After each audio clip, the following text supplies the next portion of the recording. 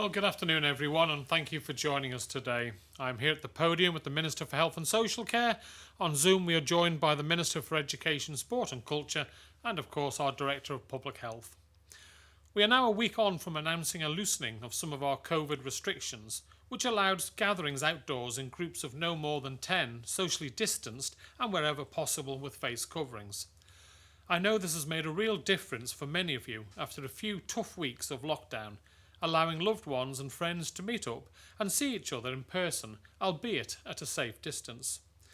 And the start of the week also saw a relaxing of the rules around outdoor construction and indoor construction on vacant properties, as well as garden centres being able to open, all with appropriate safeguards in place. Since the announcement last week, we have seen 3 new cases of COVID-19, but I am happy to report that all 3 were close contacts of known cases, and most importantly, these new cases were people who were already self-isolating.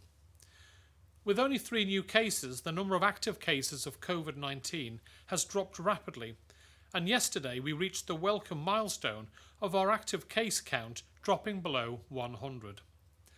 I'll now hand over to the Minister for Health and Social Care for a little bit more on the latest numbers. David. Thank you, Chief Minister.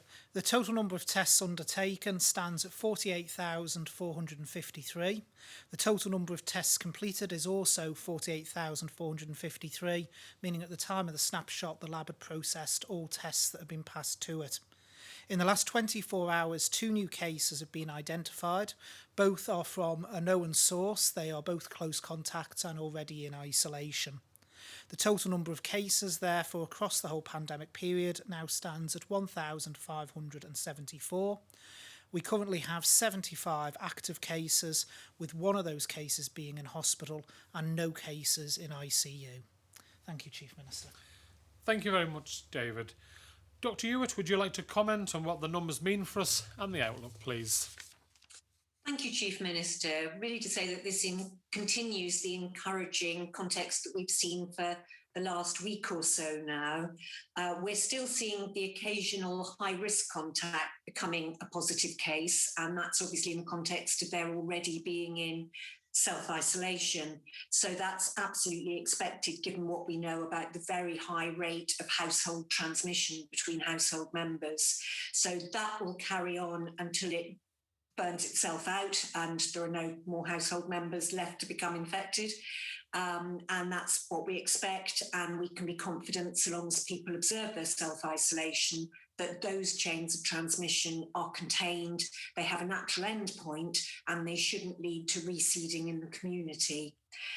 Obviously, it was disappointing to get a community unexplained case 9 days ago now, but that is the only sporadic case we've seen in that time. And obviously, as the days go by and the time between now and that case gets longer, the more assured we can be that that case didn't represent a reservoir of community transmission and other cases, if you like.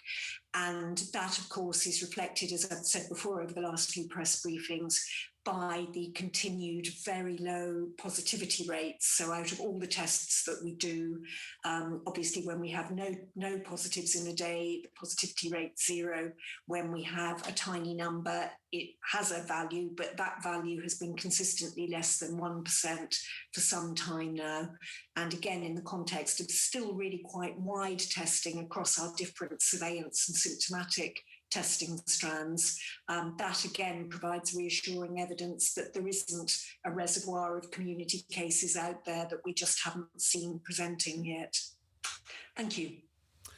Thank you very much, Dr. Ewart. Things are certainly moving in the right direction, but we must continue to take this one step at a time. Coming out of our circuit break lockdown in a managed fashion with a gradual return to normality remains our aim. Doing it this way means we can test the water as we go and keep the outbreak under control should there be anything bubbling under the surface. It is important we take the right actions at the right time to avoid us having to pause this process or worse, backtrack. A backward step is the last thing any of us wants. The Council of Ministers met today to discuss what the next steps might be in easing lockdown restrictions. As we covered last week, we have been looking at phased approaches of reopening education settings as well as preschools, nurseries and childminders. At first, this will be for specific groups of children before a wider reopening. I'll hand over now to the Minister for Education, Sport and Culture to talk through what the Council of Ministers has agreed. Alex. Thank you. On Tuesday, the Chief Minister outlined our plans for a phased return to school next week. We intend to pick up from where we were at the start of this outbreak in March. Teachers will be returning to their schools on Monday, the 12th of April, to get them ready after Easter, and UCM will reopen for staff. On Tuesday, the 13th, our primary schools will welcome back vulnerable children and those of essential workers. We're asking every parent to only send their child into primary school if they are an essential worker, they have to attend to their place of work, and they have no other alternative childcare provision available. Our secondary schools will be contacting selected Year 11 and 13 students to welcome them back on Tuesday, the 13th of April. These year groups have been prioritised due to the cancellation of summer exams and to allow them to work with teachers to complete the assessments they need to determine their grades by May. Students in these year groups should only attend once they've been contacted by their school. We've been working with our teachers to ensure schools are safe. To deal with any risk, social distancing, hand washing, increased ventilation and face coverings where appropriate will be encouraged. But if you or your child are unwell, please stay at home. And if you have any COVID symptoms, please phone 111 for advice. Our aim is for all children and young people to return to school from Monday, the 19th of April. This decision will be made by the Council of Ministers next week and will depend on the latest data and advice from public health. Childminders, nurseries and playgroups are in a similar position, and government is working with providers to ensure their reopening is aligned with schools. Parents are reminded of the other childcare options available to them, such as friends and family, as we edge out of the current lockdown, which has been so effective in suppressing this outbreak. Thank you, Chief Minister. Thank you very much, Alex. Again, the key here is a managed transition back to normality. I very much hope this time next week we will be able to confirm that we are going ahead with plans for all children to return to school on Monday the 19th of April. This morning the Council of Ministers also discussed what other steps we could take to gradually ease lockdown restrictions. Let me take you through what else we agreed. From Monday the 12th of April, we will remove restrictions around tradespeople entering occupied properties. This means indoor construction work on houses, for example painting and decorating, the installation of bathrooms and kitchens, can all recommence. For now, mitigations must be in place in the form of social distancing and face coverings. Ideally, householders should be out of the house when tradespeople are in their home, or at the very least, they should not be in the same room. Also from Monday, and in line with what I've just mentioned, estate agents and surveyors can also enter people's homes again with the mitigations I've just set out. In addition to this, restrictions around viewings for vacant, unoccupied properties will also be removed from Monday. We are not quite ready yet to allow viewings of occupied properties, but we are inching closer. This is about those all-important baby steps.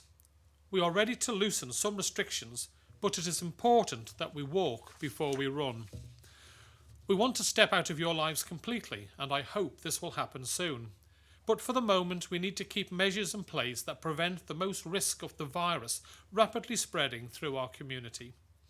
For the moment, we are not ready to allow free mixing between households apart from the support bubbles that are in place. Non-essential retail is another area we discussed this morning. Again, the view here was that now is not the time to remove restrictions in this area. The Council of Ministers did, however, agree that from this Monday, hardware stores can reopen, with social distancing in place and face coverings strongly recommended. Some retailers may of course insist on face coverings, and this is a matter for them. Pet groomers will also be able to accept animals on a drop-off and collection basis from Monday. Turning to outdoor leisure venues, I know that there has been a little confusion over this over the past week. From this Monday, all outdoor leisure venues can reopen, but what must be clear here is that the rules on outdoor gatherings still apply. No more than 10 people can gather together, and there must be social distancing in place, preferably with face coverings. Whilst outdoor sports venues can reopen, there should be no sharing of sports equipment between different households, such as golf balls, for example. Sports that involve players from other households coming close together or into contact with each other cannot yet restart, for example, rugby and football. As part of this loosening of restrictions, children's play areas can all reopen from Monday. I know it is difficult, but please make every effort to keep children from different households separated when in play areas. We still need to be cautious as we exit this lockdown. Please act responsibly and do what is right for you, your family and our community. So what might be our next steps after this? We hope that along with the return of all children to schools on Monday the 19th of April, we may be able to remove most or even all remaining restrictions on what premises can and cannot open. This could mean the reopening of non-essential retail, lifestyle businesses, gyms and hospitality, a return to near normal. But we will have to see what happens in the coming week before we can be certain of this. And it's important to be prepared for some restrictions around social distancing to potentially remain in place, as well as the recommendations on face coverings. I've said before that we want this lockdown to be our last as we plough on with our vaccination programme and protect our community, particularly our most vulnerable from COVID. On that front, I'm pleased that we have seen yet another week of fantastic progress with our vaccination programme. And I want to extend my sincere thanks to everyone involved, especially those who worked through the Easter weekend. Almost 60% of our adult population have now received at least one vaccine dose, and we're over the 90% mark for everyone in the first phase of our vaccination programme. That's those most vulnerable to COVID-19. We're now rapidly approaching 60,000 doses in arms, and this includes 45,000 first doses. There has been a great deal of discussion about the AstraZeneca vaccine over the past 24 hours, so I will hand over to the Minister for Health and Social Care, who I know wants to cover this topic. David. Thank you, Chief Minister. Just before moving on to AstraZeneca, two other points to cover as well. I know certainly a lot of people who are shielding are wondering what the advice is going forward from Monday, because the current shielding advice in place runs out next Monday, the 12th of April. So turning first to shielding. The current shielding advice is in place until Monday, but from Monday, due to the current situation on the island, our shielding advice will fall away. So from Monday, there will be no formal advice in place for people to shield. We would urge those currently shielding to speak with their employers about their personal circumstances and if measures need to be put in place to assist with their return to work. But from Monday the 12th, there will not be any more formal shielding advice in place. Also, as the Chief Minister has said, we are now rapidly approaching 60% of our adult population having been vaccinated. This week we have passed that all-important mark of 50% of our total population having been vaccinated with at least the first dose. So the vaccination programme is very, very encouraging. Turning to AstraZeneca, most people will have seen the announcement around the AstraZeneca vaccine made yesterday. However, we need to be clear what the JCVI and the MHRA has said, and just as importantly, in the words of Wei Shen Lim, the chair of the JCVI yesterday, we equally need to be clear around what was not said, because there does seem to be quite a bit of confusion out there. The JCVI and the MHRA have not said there is a defined link between the vaccine and blood clots. They have said the link is still not established, but it is looking more likely, and therefore investigations will continue. What the JCVI are doing as a result is recommending that when an alternative vaccine is available, it should be offered to those under the age of 30. To be clear, the advice from both the JCVI and the MHRA is that those over 30 are still recommended to receive an AstraZeneca vaccine, as are those under 30 if an alternative vaccine is not available. To put it into context, if a link is established between AstraZeneca and the clots, the risk is 4 in a million across all age groups. This also needs to be put into context of what happens if someone catches COVID, as COVID itself causes blood clots. A recent study of COVID cases found that 7.8% of people who contracted COVID developed clotting in the lungs, 11.2% DVTs in their legs, and 1.6% had strokes as a result of COVID's clot effects. Of those requiring ICU care, 23% went on to develop clotting. So even if every single one of the 79 cases that have occurred in the vaccinated population of 20 million is eventually linked back to the vaccine, the clotting risk is thousands of times greater to someone from contracting the disease itself than from the vaccine. Also, recent studies amongst young people, so that's all age ranges below 50 that form the first priority group, who have had COVID, has shown across all those age ranges that the chance of developing long COVID in young people is 10%, even in young people who have a mild infection. So without vaccination, 1 in 10 young people who contract COVID would be expected to see longer-term effects on their health. It is also worth pointing out again and stressing, as I did at the last briefing, that in an unvaccinated population, you would expect naturally to see 3 to 6 cases each year of this form of clotting. So in a totally unvaccinated population of 20 million, you would expect to identify between 60 to 120 cases occurring each year. It is also important to state that anyone who has already had a dose of AstraZeneca should still receive the second dose as planned, regardless of age. Not one single case has been associated with second dose. All 79 cases identified in the UK occurred after first dose. So anyone awaiting a second dose, regardless of age, should have it as planned, as this is what locks in and boosts the protection provided by your first dose. Yesterday, we did see people cancelling their vaccine appointments. I need to be absolutely clear. There is no reason for people not to go ahead with their AstraZeneca vaccine as planned unless there is a legitimate medical reason for them doing so, in which case they should consult with their GP. People cannot choose which vaccination they receive, as it is dependent on supplies, and that remains the case. If people do cancel their appointments, we cannot guarantee when they will be vaccinated, as they will have cancelled due to their own choice and will not be prioritised if we have already moved on to other age cohorts. We also cannot guarantee a different vaccine, and if they register again at a later date, they may well be offered AstraZeneca again. Individuals have to make their own choices, but they also need to bear in mind the context around this. That even if eventually every single one of these exceptionally rare cases is linked back to the vaccine, the risk of this occurring, as I've said, is 4 in a million, which is greatly less than the risks to someone's health should they contract the virus.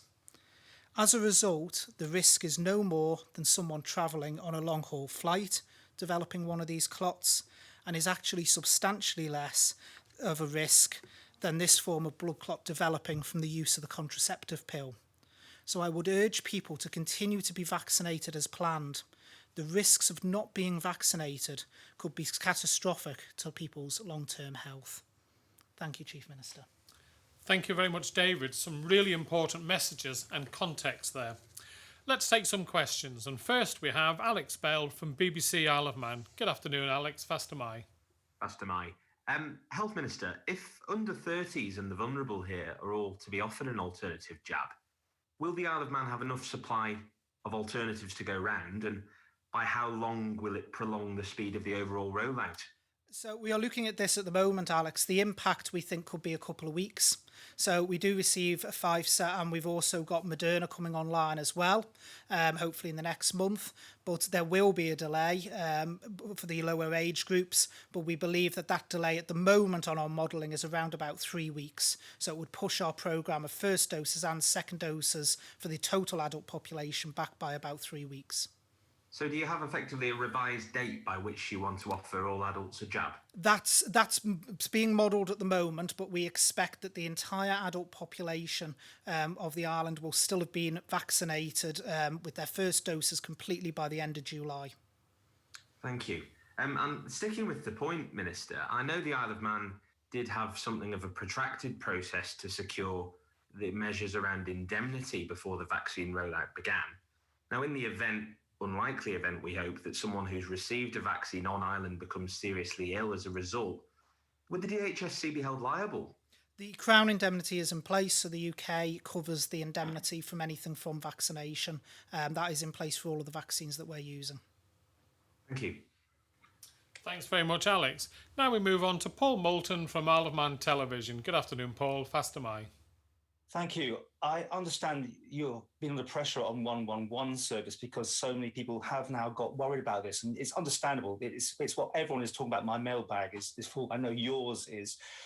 Are you actually honestly saying that if people don't take their second dosage, they go right to the bottom of the queue, or will they just go back to the bottom of that particular banding? And you say that the clotting isn't showing up on the second dosage, but there's not enough data yet because of the very nature of this to show anything at all. Is that correct? Well, actually, Paul, if I take the last point first, with all due respect, there is a lot of data. There's actually more data on this vaccination than most other vaccinations because of the sheer volume of vaccinations that have been delivered in such a short period of time.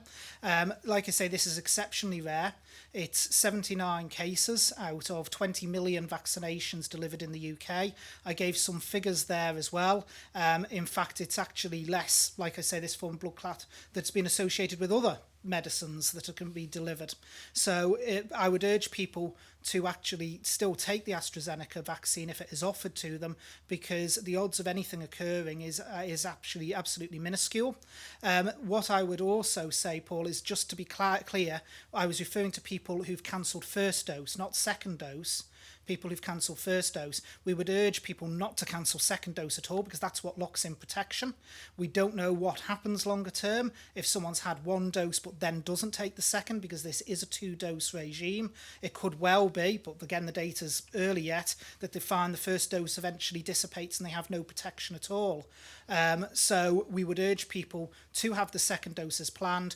Every single case identified in the UK, all of the cases identified in Europe, they have all occurred after first dose. There's been no identified, flagged, as far as I'm aware, in any jurisdiction. And I think it's 64 countries that use AstraZeneca now.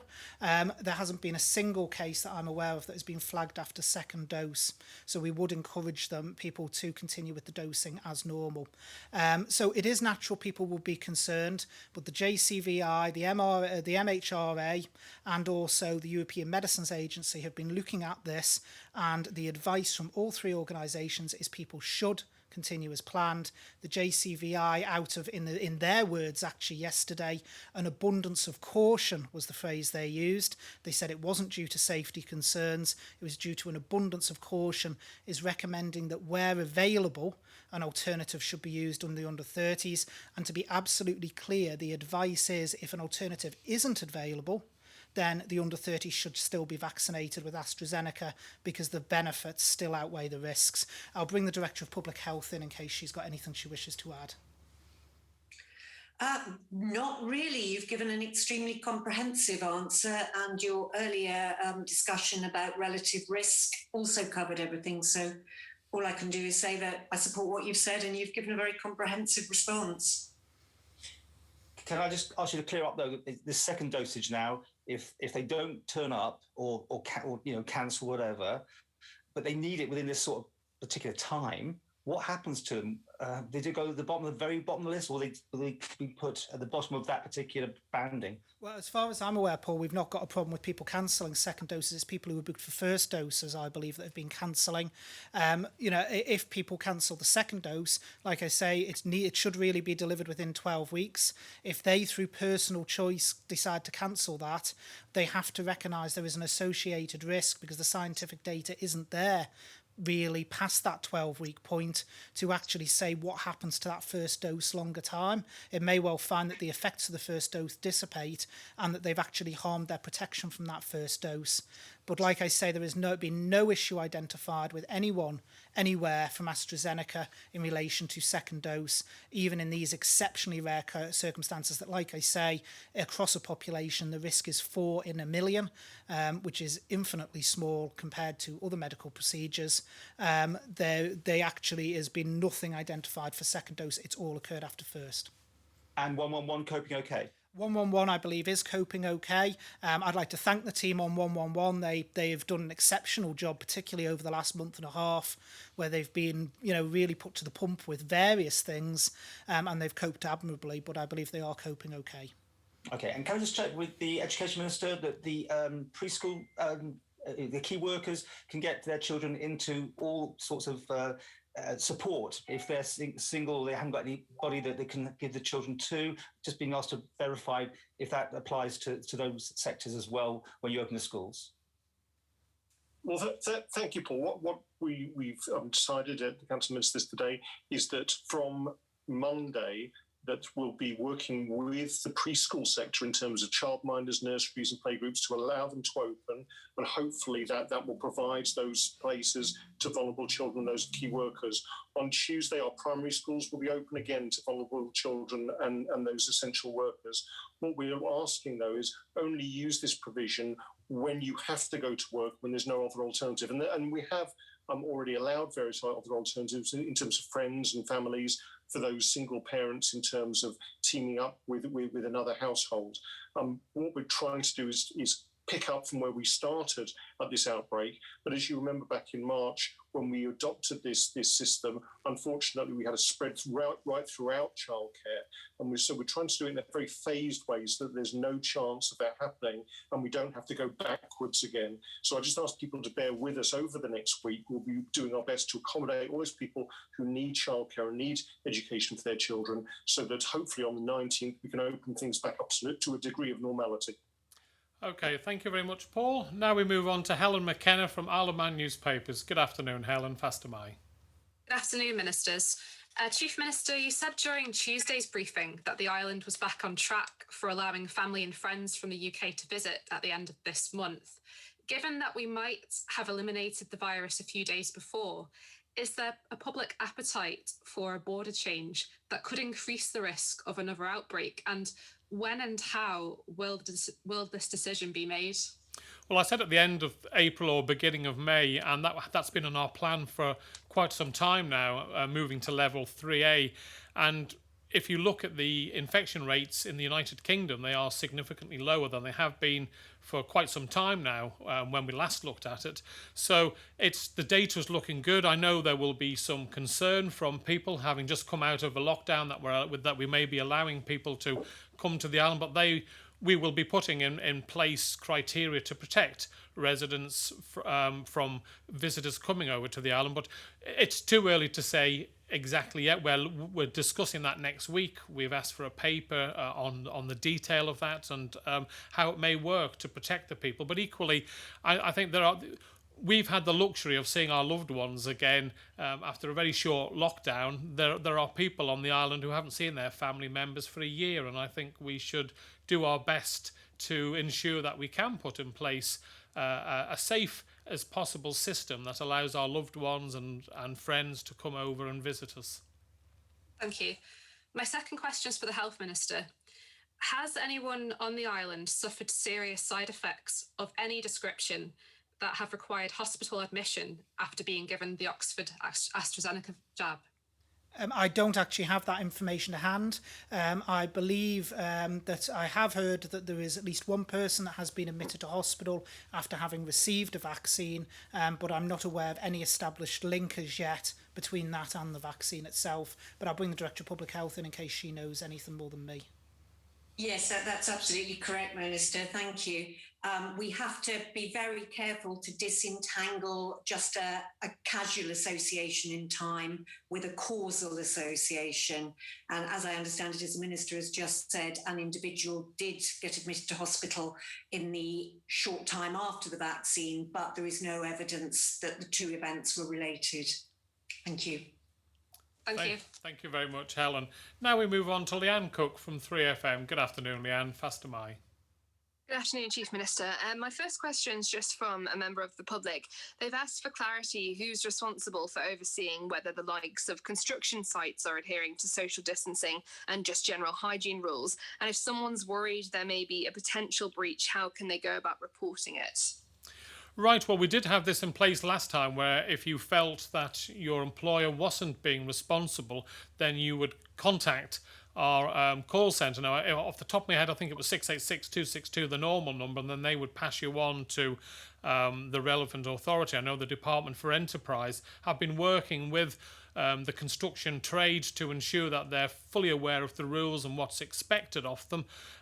We did have a number of complaints in the first lockdown about the construction sector from members of the public or one or two people who worked there, and I know people did go out and speak to the companies and do inspections of the site. So we don't have a team going around every site on the island. We have to trust people, but if people feel uneasy, unhappy that they don't think their company is following the rules, or they can see an event going on, then that they can contact I think it's 686-262. If it's any different, I'll let you know. I don't know, David, if you know a different number. Yes, Chief Minister, you're correct. We've been directing people through the community support line, who will then take note of the relevant issue and pass it on. Thank you. And my second question is for the Education Minister. In 2021 alone, the school year has been impacted by 2 lockdowns. What plans has the department got going forward to make sure students don't miss out on crucial education, given the time that's been lost so far? Yeah, that's a very good question. And it's certainly the concern, I think, of just about every parent on the island. Obviously, the year 11 and 13 students are coming up to a time when they'd normally be sitting exams. One of the clear things we've been trying to delineate with teachers and with the exam boards is they will be examined on what they've learned, not the entire curriculum. So if I can just say, we're working really closely to make sure that they get the grades that they deserve. We're also looking at some of the primary school children who will be transitioning up to secondary school, and those really vulnerable ages where they are naturally anxious, they want to catch up, and trying to make sure that those transitions are helped as much as possible. I know that lots of parents have been very frightened that their children may have missed out on education. What we need to do is make sure that they don't miss out on the learning. Yes, there may be parts of the curriculum that we need to catch up with, but actually I think parents have done a fantastic job in terms of looking after their children, helping their children learn with the offering that's been promoted by the schools in terms of remote learning. And if parents have any particular problems or any particular concerns, once we get schools back into operation, hopefully on the 19th, please share those with your teachers so that we can respond to your concerns and allow your child to actually continue with their education. The other aspect, obviously, is the mental well-being, because we know this has been an incredibly stressful time for pupils, but also their families. And one of the main impetuses of the education service when we get our children back will be to look after that, because frightened kids don't learn. We need to make sure that they're relaxed. We need to make sure that they're enjoying their time at school again so they can catch up on their education. Thank you. Thank you. Thank you very much, Leanne. And now we move on to Tim Glover from Manx Radio. Good afternoon, Tim. Faster my. Faster my, Ministers and Health Director. Just returning to the AstraZeneca situation, the UK is saying it's got enough vaccine to still meet its targets, despite the under-30s having to use another vaccine rather than AstraZeneca. But here, we're saying the vaccine overall programme delivery timeframes will now be longer. Can I ask why when we get our proportional supply from the UK? Yes, because the UK has never set fixed dates, whereas we have given out fixed dates for when the adult population would actually be vaccinated. The UK has always expressed it in months, so they've turned around and said the entire adult population in the UK would be vaccinated by the end of July. On our schedule, we were actually ahead of the UK. Because of the speed we can roll out in a smaller population than theirs. That has now pushed back, so we will complete our vaccination programme in July, and exactly as the UK has stated they will with theirs. But why a difference when there's the proportions are the same? We get per population the same number of vaccines as the UK. But what I'm saying, Tim, is the UK quotes it in months. So their vaccination programme for adults was always due to finish at the beginning of July. The Minister is now saying in the UK it will finish at the end of July.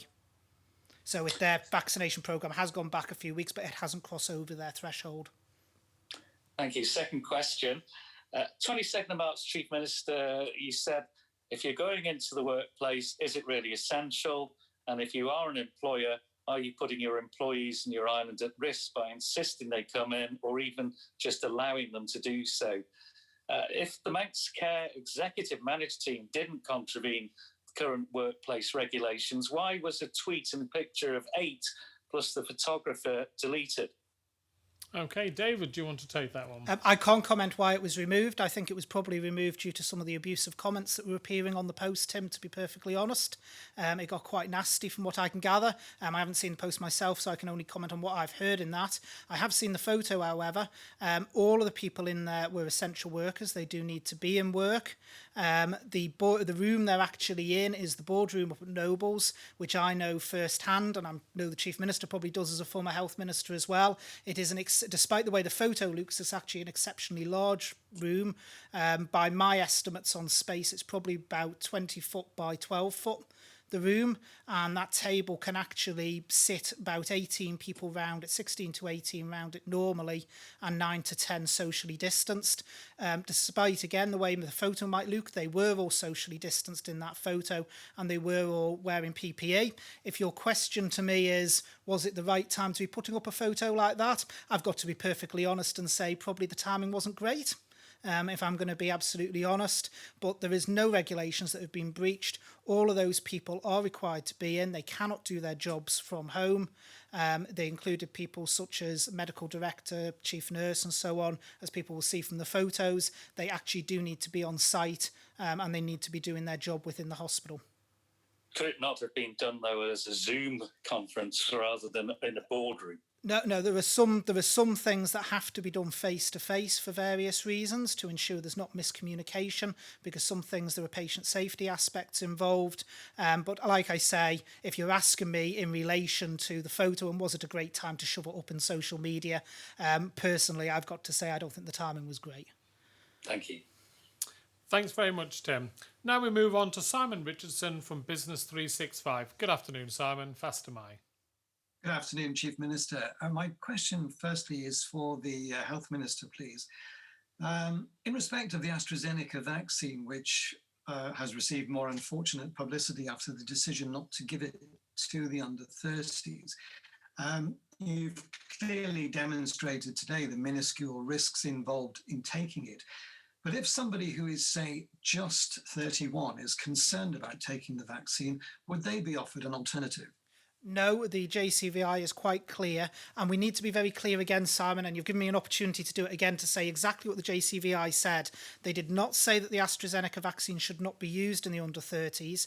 They said out of an abundance of caution, and that's the actual physical words yesterday from the chair of the JCVI, so out of an abundance of caution, not due to any safety fears, that where an alternative is available, it should be offered to the under 30s. If an alternative vaccine is not available, then anyone, including those under the age of 30, should take the AstraZeneca, because as laid out with the various examples I gave there, the risk from the virus across all age groups is much higher than any potential risk from the vaccine. That's perfectly clear, thank you. Secondly, for the Chief Minister, now we've seen Australia and New Zealand reintroduce free, unhindered passage between the two countries for their citizens. as we edge closer to the edge of the circuit break, are we considering new air corridors? And could these be for international destinations, as well as places like Guernsey, for example, Gibraltar and Malta, where virtually is eliminated? Well, obviously, I've discussed before now that I would personally like to see the air bridge with Guernsey reintroduced, because they tend to follow very similar procedures to ourselves, and therefore, if we have no cases and they have no cases, you know that what our thinking is very similar, and it should be safe and it should work. Regarding international travel, I think the UK have said there'll be very little international travel, and I think they've come up with about the 17th of May. And with fines if you go to countries at the moment, because of the variants that are working around in Europe at this moment in time. So I think because 99% of all our travel is through the UK, we used to have the odd package flight to Europe. We will have to respect the UK rules because we'll be going through their territory. So at this moment in time, I can't see any international travel for our island residents direct from the island, but certainly I will do my utmost to ensure that once we get ourselves back into the position we were at the end of February, that we can go back to having our air bridge with Guernsey. Thank you. And could you just have one final point of clarification? The hardware stores will be allowed to open from next Monday. Does that include builders merchants in that category? Yes, well, builders merchants were already allowed to do click and collect, I think is the phrase, and builders could obviously go there to get what they needed for to carry on with their work. But yes, builders merchants are included under the hardware side of things. Thank you very much. Thanks very much, Simon. And last but not least, we have Sam Turton from Jeff. Good afternoon, Sam. Fast am I. Fast am I, Chief Minister. Health Minister, I just wonder if we could just get a quick point of clarity, just in seeing comments on the stream here about, you said the entire adult population will have had their first dose by the end of July in response to Alex's question. Should that have been second dose? My understanding is no, it'll be first dose. But originally, if we go back to March, I think it was. In May, we were talking about the first priority group, Sam, so we mustn't get confused. The priority groups is those all over 50 and above. And then the adult population, the remainder of the adult population, which is those aged 16 afterwards. But in the government's exit framework, it does say all adults first dosage May. Well, I will go back and check that, but it might well be second dose, but I've certainly been advised July. So it's in line with the UK. Okay, and just on questions then, in terms of AstraZeneca, which obviously we have seen the link, the potential link and the risks associated do seem to be quite low. Just in terms of people under the age of 30, is it worth writing to them now to ask who would take the vaccine if it was available to them, to save time later in terms of people refusing to take that vaccine over waiting for one of the others? Well, no, what we will look to do, anyone under 30, Sam, is we will look to offer them an alternative straight away. So we will look to offer them Pfizer or the Moderna vaccine. We would only offer them AstraZeneca if there was absolutely no other route. So we are working from a point of view that we are looking that everyone under 30 will get one of the others anyway as default, rather than offering people and them declining. We would then contact people only if there was an issue with that in relation to taking AstraZeneca. And in fact, I can clarify, Sam, and I do apologise, I did say first dose, it is second dose in relation to the July. You are correct. You are correct. It is second dose for the adults in July. Grant, and just secondly, in terms of the AstraZeneca and the Pfizer and Moderna and everything else, does this mean that we will see a switch towards the second dosage for people with AstraZeneca? And will that speed up more people getting their second dose than we'll have had previously in terms of the 12-week wait, or will that be kept on hold to get to 12 weeks? No, we will still be keeping the wait between the doses as we've established. One of the things we've been very clear on throughout this vaccination programme is not moving people around who are already booked, because it can cause mass confusion with people either not seeing that their appointment has changed. So anyone who's got their appointment for second dose all along, even where we've changed the timescales, where people have had different timescales, we have always honoured them and we will continue to do so. So people will be staying with the 12 weeks. Thank you.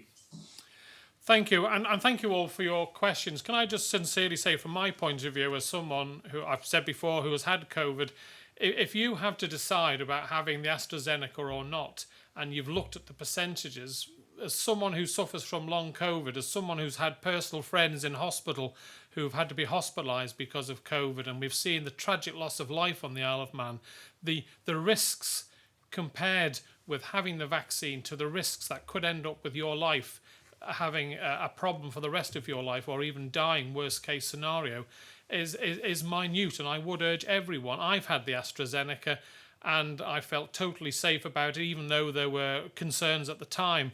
I would urge everyone to go ahead and get their vaccine as soon as they're offered. It really is important that you protect yourself, and the risks of having a problem with AstraZeneca, as the health minister has laboured on this time and time again, it's 4 in a million. Those are pretty good percentages, and I'd just like to put that message over to everyone. Think this through. Don't panic. Get the jab in your arm. Get that protection for yourself. Thank you.